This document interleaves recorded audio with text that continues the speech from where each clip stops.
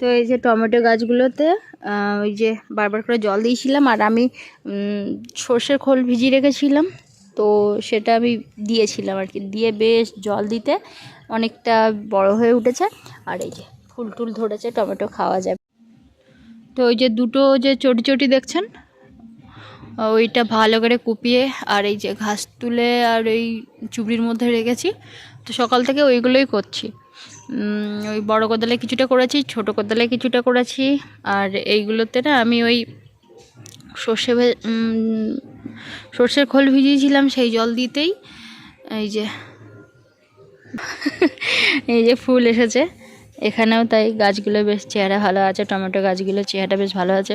কিন্তু সারাদিন একদম রৌদ্র হয় না, ওই সকালবেলার দিকে যা একটু রৌদ্র পায়, তারপরে সারাদিন ছায়া। তো ছায়া জায়গায় গাছ খুব একটা হতে চায় না। এটা হচ্ছে সূর্যমুখী গাছ লাগিয়েছিলাম, তো সেটা বেশি বড় হয়তো হবে না, তবুও একটু দানা টানা এবছর যদি ধরে রাখা যায়। ওই যে দোপাটি ফুল ফুটেছে, ওই দিকটাও ফুটেছে। তো ওই দুটো কুপিয়ে লাইন করতেই আমার অনেকটা সময় লেগে গেল। তারপরে তো সকালে কাজকর্ম থাকে, আবার ওইদিকে জল টল তোলাতুলি এগুলো থাকেই। আর এই যে ঘাস, পাতি ঘাস না কি বলে, সাংঘাতিক ঘাস, কখনো ওকে একদম নির্মূল করা যায় না। তো এইগুলোতে পালং শাকের দানা খুঁজছিলাম, এতক্ষণ ধরে পেলাম না, কোথায় রেখেছি আমি একদম খুঁজেই পেলাম না। তো এই দুটো বহুত কষ্ট করে মানে কুপিয়ে রেডি করেছি। মাঝখানে দিয়ে এটা কোপায়নি, একটু নালা মতো রেখেছি, তার কারণ হচ্ছে এখান থেকে গিয়ে গিয়ে দুই সাইডে জল দিতে হবে। আর যা দানা আছে সেইগুলোই দেবো। এই যে দুটো তিনটে সূর্যমুখীর দানা আছে, এগুলো হচ্ছে লাল শাক সাদা শাক একসঙ্গে মেশানো। আর এতে একদম অল্প করেই কটা পালং শাক আছে, কিন্তু অনেকটা পালং শাক ছিল, সেটা কিছুদিন আগে আমি লাগিয়ে যে কোথায় রেখেছি আমি এতক্ষণ ধরে খুঁজলাম, কিন্তু পেলাম না। তো যাই হোক, দেখি নিজের চেষ্টায় এবার হয় কি না। এতদিন তো রাহির বাবার সঙ্গে গন্ডগোল করে ঝামেলা করে হলো না, এবার নিজে দেখি হয় কি না। এবারে আমি নিজেই গিয়ে সার আনবো, একটু সামান্য সার না দিলে হচ্ছে না। তো এই দুটো আপাতত দিই। আর ওগুলোতে জল টল দেওয়ার কারণে বেশ একটু বড় হয়ে উঠছে। ওর মধ্যে বিট আছে, বেগুন আছে, তা পালং শাক আছে, তারপরে ওদিকে গাঁদা গাছ লাগিয়েছিলাম, সব রকম লাগিয়ে রেখেছি আর কি। আর এদিকটা একটু পালং শাক আছে, এদিকটা একটু পালং শাক আছে, দেখি আজকে তুলে ওই জায়গাটা পরিষ্কার করে নেব, নিয়ে আর অন্য কিছু দেবো আবার। তো এখন সময় হচ্ছে 12টা, আর রাহি পাপা একটু আগে টিউশনে আবার গেল, মানে সকালে টিউশন ছিল আবার টিউশনে গেল, এসে মাঝে আবার খেয়েছে। আমার আজকে সকালে রান্নার ঝামেলা ছিল না, মানে গতকাল রান্না করেছিলাম তো পিঠে টিটে হয়েছিল বলে রাতেরবেলা খাইনি, দুপুরেও অল্প খেয়েছিল, সেসব ভাত তরকারি ছিল, তো সেসব আমরা খেয়ে নিলাম, মেয়েটাকে খাইয়ে দিলাম। দিয়ে এখন ড্রামে জল তুলেছি, বাথরুমে জল তুলেছি, রান্না জল তুলে আর এখনও মানে বাসি কাজকর্ম অল্প কিছু করেছি, আর থালা বাসনটা পড়ে আছে আর কি।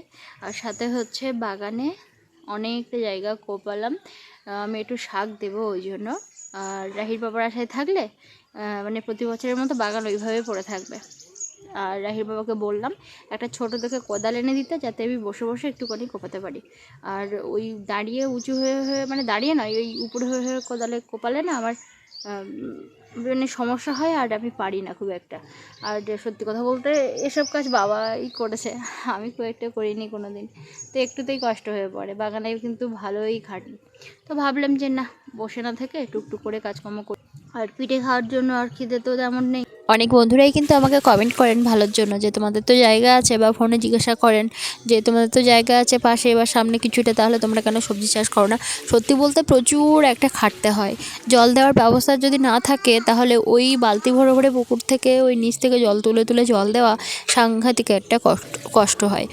আর গাছপালা লাগাতে ভীষণ পরিচর্যাও করতে হয়, একটা সময় দরকার হয়, যেটা রাহির পাপা দিতে পারে না। আর দুপুরের টাইমটা রাহির পাপা বাড়ি থাকে, কিন্তু ওই যে ইচ্ছা থাকে না আর কি, তো যার জন্য কিন্তু সকল সময় আমাদের কিন্তু বাগানে তেমন কোনো কিছু লাগানো হয় না। তো আমি এবছর ভেবেছি যতটা পারি একটু করব, ওই জন্য রাহির বাবাকেও একটা ছোট কোদাল আর একটা জিনিস আনতে বলেছি, যেটা সহজে ঘাস উঠে যায়, আর ছোট কোদালে বসে বসে যেন আমি মানে মাটিটা কোপাতে পারি। আর বাবাকে বলেছিলাম যে মোটরটা নেওয়ার কথা, তো দেখি সেটা একটু সারাই করতে হবে, সেটা দেখি পরের দিকে আনবো আর কি। এই আখগুলো অনেক দিন আগে বাবার বাড়ির বাগান থেকে এনেছিলাম, আখগুলো খুবই মিষ্টি। তো ওই জন্য ওই দিকটায় লাগানো ছিল, গাছের নিচে বড় হচ্ছিল না, ভাবলাম এই দিকটায় লাগাই। এরই মধ্যে আমি দুপুরের জন্য রান্না বসিয়ে দিয়েছি। এই যে ডাল হবে, কিছু একটা ভেজে নেব, ভাবছি আলুই ভাজবো, আর সাথে ভাতটা হয়ে গেছে। ডাল আলু ভাজা হলে আমাদের সবার আবার ভালোই খাওয়া হয়ে যায়। আবার বিকালবেলা তো বাচ্চাগুলো পড়তে আসবে, তো ওই জন্য আমাকে আবার তাড়াতাড়ি করে সমস্ত কাজ গুছিয়ে ফেলতে হবে। নাচো নাচো।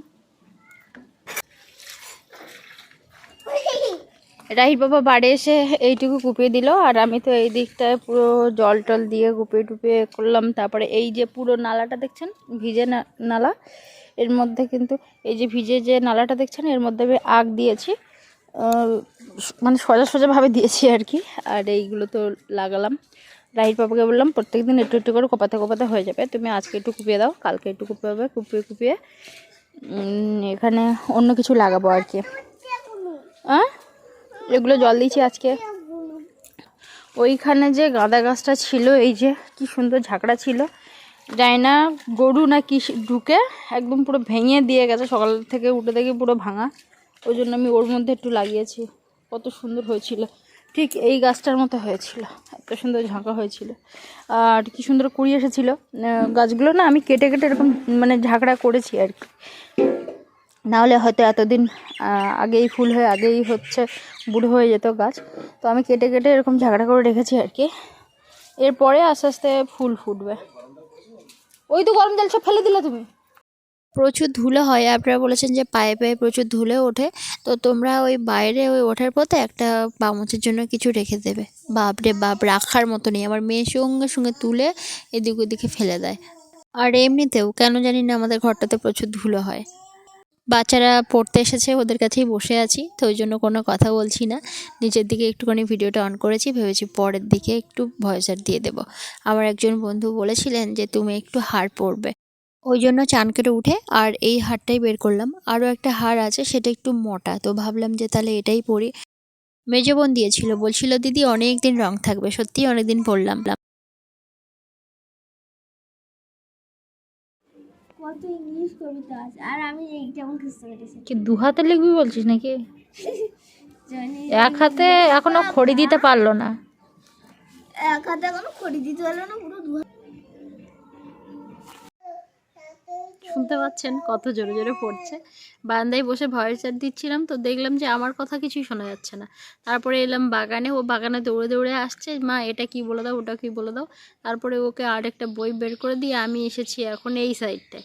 বললাম যে তাহলে আমি হচ্ছে তুই পড়তে থাক, আমি এখানে তাড়াতাড়ি করে ভিডিওটা কাজ কমপ্লিট করে নিই। দুপুরে এখনও রান্না বসাইনি, আমি পরের দিন কথা বলছি আপনাদের সঙ্গে। তো ভাবলাম যে তাড়াতাড়ি করে মানে ভিডিওটা এডিট করে ফেলি, না হলে আবার কখন সময় হবে তার ঠিক নেই। তার কারণ হচ্ছে বাচ্চারা আবার পড়তে চলে আসবে একটু পরে, তো ওই জন্য ভিডিওর কাজটা কমপ্লিট করে ফেললাম। আর এই ভিডিওটা এখানে শেষ করছি, আপনাদের সঙ্গে দেখা হচ্ছে পরের দিনের ভিডিওতে। ভীষণ ভীষণ ভালো থাকুন আর সুস্থ থাকুন সবাই।